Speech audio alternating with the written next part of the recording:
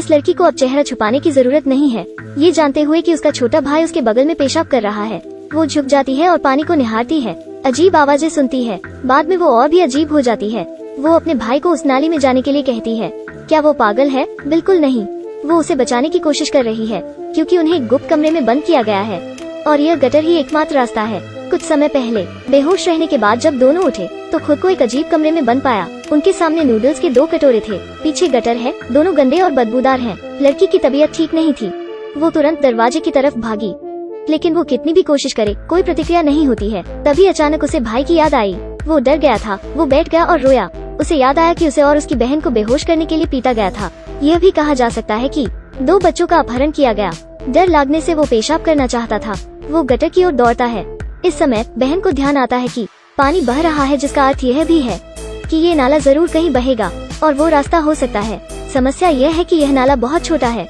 छोटा भाई ही उतर सकता है, भले ही वो नहीं चाहता, लेकिन वो भी इस जगह में बंद नहीं होना चाहता। उसके बाद उसके लिए नीचे कूदना आसान नहीं था। उसे अचानक पता चलता है वो अभी इस गुप्त जगह में है, पर दूसरे कमरे में एक भयानक महिला है। उसकी उपस्थिति के अनुसार उसका भी अपहरण किया गया होगा। इतना ही नहीं, तीसरे कमरे में एक जीव विज्ञानी है, चौथे कमरे में एक फैशनेबल लड़की है, फिर एक कॉलेज की छात्र, एक पागल औरत। वो पागल औरत लड़के से कहती है शनिवार को शाम 6 बजे एक बदमाश यहाँ शिकार करने आएगा, फिर शरीर को गटर में फेंक देगा।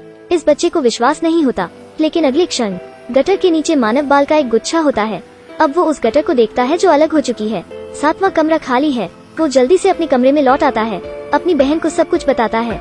करीब 6 बजे हैं। वे जल्दी से गटर के पास पहुंचते हैं, जांचना चाहते हैं। 6 बजे कुछ भी असामान्य नहीं है। वे सुरक्षित महसूस करते हैं। लड़का समाधान खोजने के लिए दूसरे कमरों में जाने का फैसला करता है, लेकिन फिलहाल अचानक एक समस्या उत्पन्न होती है। स्टाइलिश लड़की के कमरे में 6 प्लेट हैं। इसका मतलब यह है वो यहाँ पहले 6 दिनों से है। लड़का चिल्लाता नहीं है, लेकिन वापस अपनी बहन के कमरे में आ जाता है। पानी देखने के लिए उसे घसीटता है। समय फिर 6 बजे का है। पानी का रंग अचानक लाल हो जाता है। उस लड़की के नाखून भी पानी के नीचे हैं। यह देखो, उन दोनों को एहसास होता है कि उन्हें जल्द से जल्द भागना है। बहन तुरंत शुरू करना चाहती है। पहला कदम है लिपस्टिक का इस्तेमाल।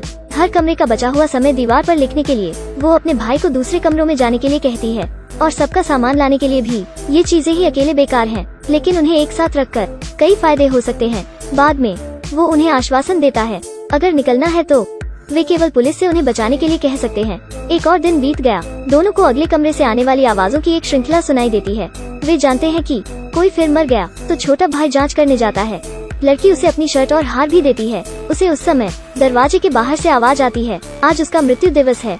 वो डर गई है और लड़के को गले लगा लिया है। वो अकेले मरना नहीं चाहती। वो भाग नहीं सकता, बस डर के मारे दरवाजे की तरफ देखती है। शिकारी कमरे में प्रवेश करता है। चेनसो की आवाज सुनाई देती है। गटर फिर से खून से भर गया। बहन यह दृश्य देखती है, असहाय रोती है। 1 सेकंड बाद में लड़का बिल्कुल भी घायल नहीं है और पानी से बाहर आता है। वो जल्दी से उसे गले लगा लेती है। उसने सोचा कि वो मर चुका है। यह पता चला है कि हत्यारा बहुत अनुशासित है। उनकी मृत्यु का समय अभी नहीं आया है। वो एक कोने में बैठता है। उसके बताने के तरीके से वो पहले स्थिति का विश्लेषण करती है। सबसे पहले, हत्यारे के पास बलवान शरीर होता है, वे वापस नहीं लड़ सकते। दूसरा, केवल लड़का ही गटर में तैर सकता है। सभी एक साथ सेना में शामिल होना चाहते हैं, यह भी असंभव है।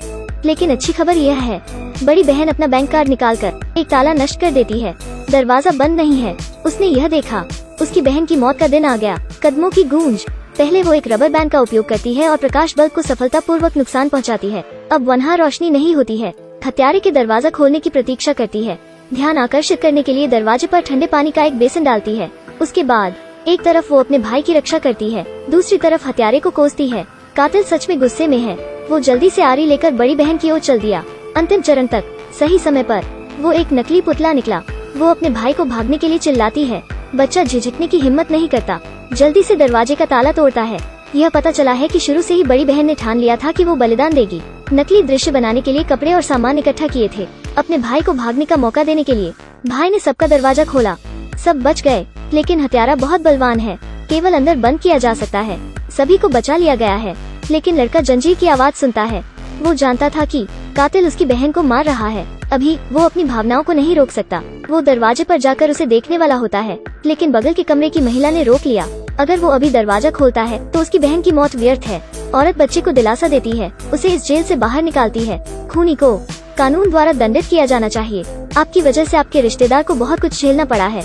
आपकी रक्षा करना और देखभाल करना माता पिता के अलावा एक बहन और भाई ही होते हैं। यदि आप भाग्यशाली हैं कि आपके पास एक बहन या एक भाई है, कृपया इसकी सराहना करें।